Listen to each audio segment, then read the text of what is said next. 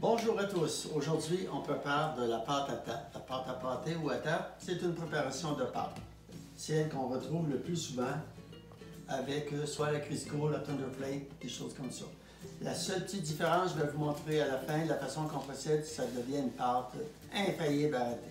Et voici, j'ai mesuré déjà avec la recette totale, parce qu'aujourd'hui, je fais c'est 6 tasses de farine.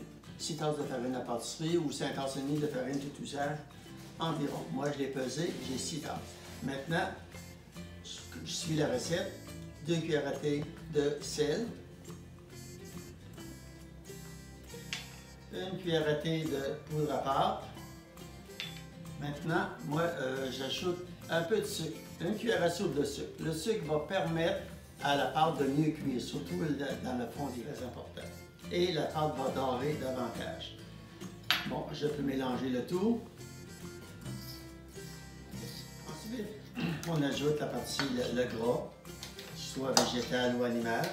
Là, ici, c'est le gras qui vient de la graisse cuisine. C'est un gras végétal. J'en ai comme dans deux parce que je finis une boîte que j'avais commencé. Et voilà. Maintenant, la partie, c'est avec un coupe-pâte, c'est d'intégrer le gras avec la pâte jusqu'à temps que ça devienne un peu comme, on pourrait dire, des petites billes de fèves ou des choses comme ça. Ça fait qu'il faut prendre le temps de bien faire pénétrer le gras mélangé avec la pâte. Ça va devenir un peu comme une chapelure. Voici la pâte, la farine et la graisse ont été incorporées. On voit c'est tout comme des petites boules. Maintenant, on va travailler à préparer le liquide qu'on va mettre dedans. Pour ce faire, moi, c'est ça la différence. Je ne calcule pas le liquide. J'en prépare plus au besoin pour faire ma pâte. Vous allez voir ça. Donc ici, j'ai de l'eau froide du frigo.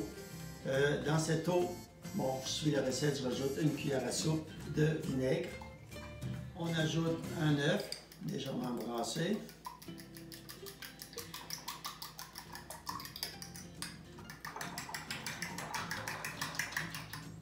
Et voilà la façon que je procède.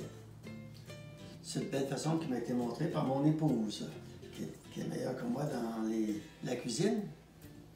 Et elle m'a montré comment faire. Voici, on ajoute de l'eau, on fait un puits au centre, on ajoute de l'eau, un peu d'eau, et on fait rentrer, comme on dit, des petits motons. Une fois qu'il est fait, on place de côté. Hop, on place de côté. Donc, comme ça, on ne travaille pas de façon exagérée la pâte. Donc, c'est prêt pour ça. Oh, j'en ai encore un pour ça. C'est beau. Un peu d'eau. On fait ça de même jusqu'à ce qu'il n'y ait plus de pâte. On voit ici, là. Et voilà, on la retire. On fait ça jusqu'à temps que toute la farine ait été intégrée avec nous. Maintenant, on est rendu à rouler la pâte. Je prends une quantité de pâte que je pense être ce qu'il faut pour faire le fond de la tarte. C'est environ une boule de cette grosseur. De toute façon, si on a trop, c'est pas grave, on va la réutiliser. Bon. Là, ici, l'important, c'est de bien faire une boule. Écraser. Écraser en allant vers le centre et en accotant dans le creux de la main. On écrase comme il faut.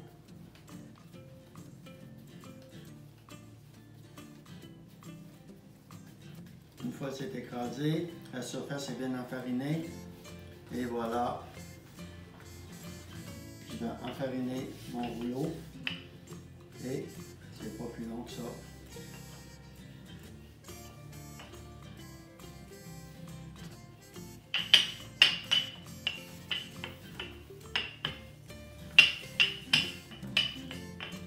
Il s'agit de faire la grandeur et l'épaisseur désirée.